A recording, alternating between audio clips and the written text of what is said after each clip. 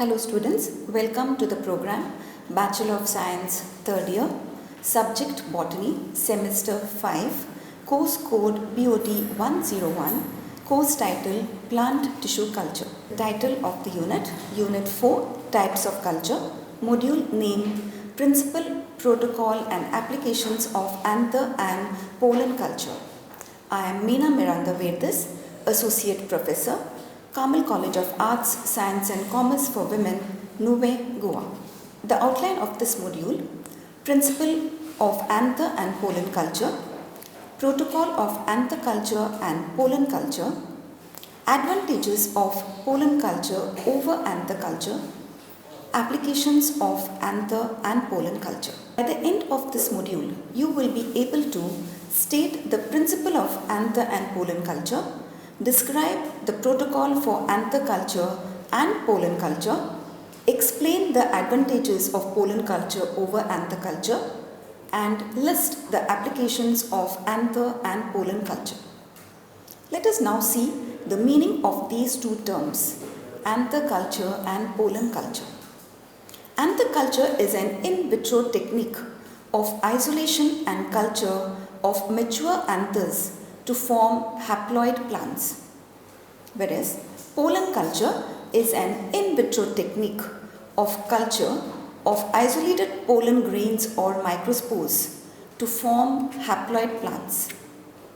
These plants are termed haploids since they contain only one set of chromosomes and are therefore sterile. These sterile haploid plants can be made fertile by diploidization. The formation of haploid plants from anther or pollen is called androgenesis. Androgenesis is of two types, direct and indirect. In direct androgenesis, the microspore behaves like a zygote and divides to form an embryoid which develops into a haploid plantlet. In indirect androgenesis, the microspore divides repeatedly to form callus tissue, which then differentiates into haploid plantlets. The principle of this technique: haploid plants are produced by exploiting the totipotent pollen grains to undergo cell division and differentiation, forming embryoids or callus through the process of androgenesis.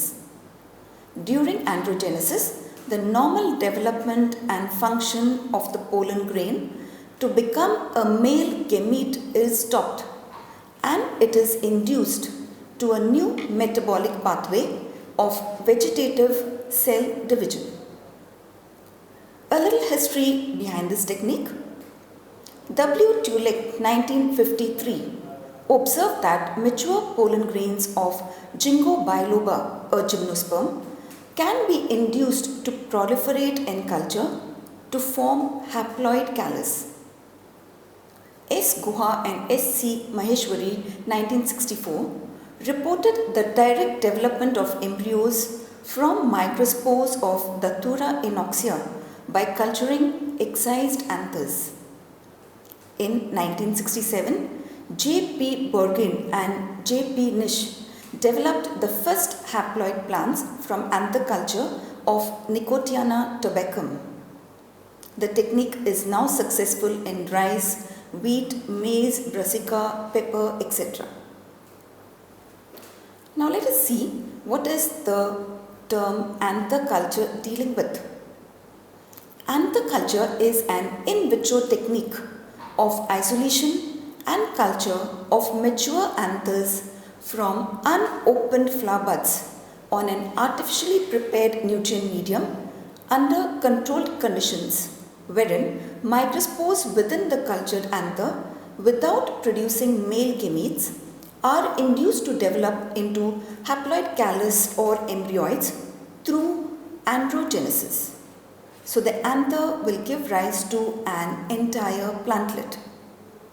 The protocol for anther culture: select, isolate and surface sterilize unopened flower buds with 70% alcohol, excise the stamens and separate filaments from anthers, Inoculate uninjured anthers into culture medium containing mineral salts, vitamins and sugars.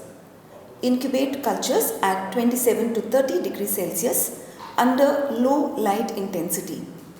Regenerate plantlets either through direct or indirect androgenesis.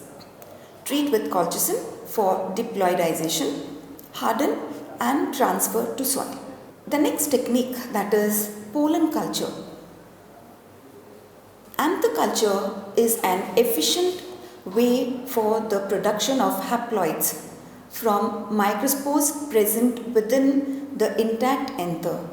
However, there is always the possibility that somatic cells of the anther that are diploid will also form callus and produce unwanted diploid plantlets. In an attempt to avoid this problem, the culture of free pollen was developed. So, in this technique, isolated pollen grains give rise to an entire plantlet.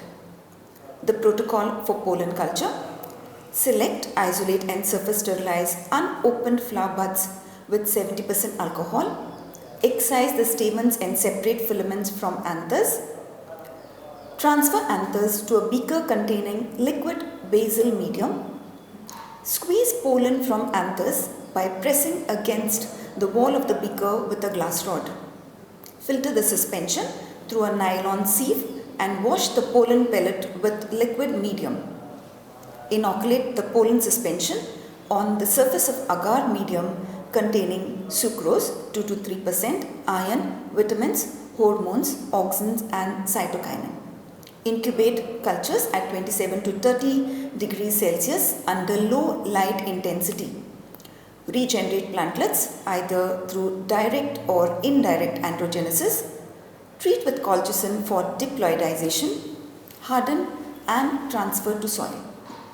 We said earlier that the haploids are sterile, so there is need for diploidization of the haploids. Sterile haploids can be made fertile by doubling their chromosome number, a process called diploidization. The resultant plants will be homozygous diploid or isogenic diploid and show normal meiotic segregation. Haploids can be diploidized by treatment with colchicine, a spindle inhibitor, to induce chromosome duplication. Young plantlets, for this, immerse in 0.5% colchicine for 24 to 48 hours, wash thoroughly, transfer to culture medium for further growth. For mature plantlets, apply 4% colchicine lanolin paste to the axil of the leaves. To sum up this technique of anther culture, we start with a heterozygous diploid plant from which the flower bud is excised and from which again the anther is excised. The anther is then treated and cultured. Now we have two ways by which the haploid plantlet will be derived. One is direct androgenesis, wherein the cultured anther will directly produce embryonic stages. The second pathway is indirect androgenesis, wherein the cultured anther will first form callus and the callus will then follow embryonic stages to form a haploid plantlet. This haploid plantlet is then subjected to colchicine treatment to give rise to a homozygous diploid plant. The other technique, that is pollen culture, we again start with the heterozygous diploid plant from which flower buds are excised, the anthers are excised and from the anther pollen grains are isolated. These are then cultured. The pollen grains directly follow embryonal stages to form the haploid plantlet. This is followed by colchicine treatment to give rise to homozygous diploid plant. The advantages of pollen culture over anther culture: eliminates overcrowding of pollen grains, eliminates formation of unwanted diploid plantlets from anther wall tissue, permits study of steps of androgenesis starting from a single cell, gives higher yield of haploid plants. Pollen is ideal for uptake transformation and mutagenic studies, as it can be uniformly exposed to chemicals and physical mutagens. Applications of anther and pollen culture. The method is simple, there is easy response and it is less time consuming. Utility of pollen and anther culture for basic research and mutation studies. Homozygous diploid plants can be used as pure lines in plant breeding and crop improvement. Reduces the time for variety development, as homozygous recombinant lines can be developed in one generation instead of after numerous back crosses. Selection of recessive traits in recombinant lines is more efficient since these are not masked by dominant alleles. Summary: haploid plants are derived from anther and pollen culture through the process of androgenesis. Haploids are sterile and can be made fertile by colchicine treatment. Anther and pollen culture have various applications, especially in plant breeding and crop improvement. These are the references that I have referred to. Thank you, students.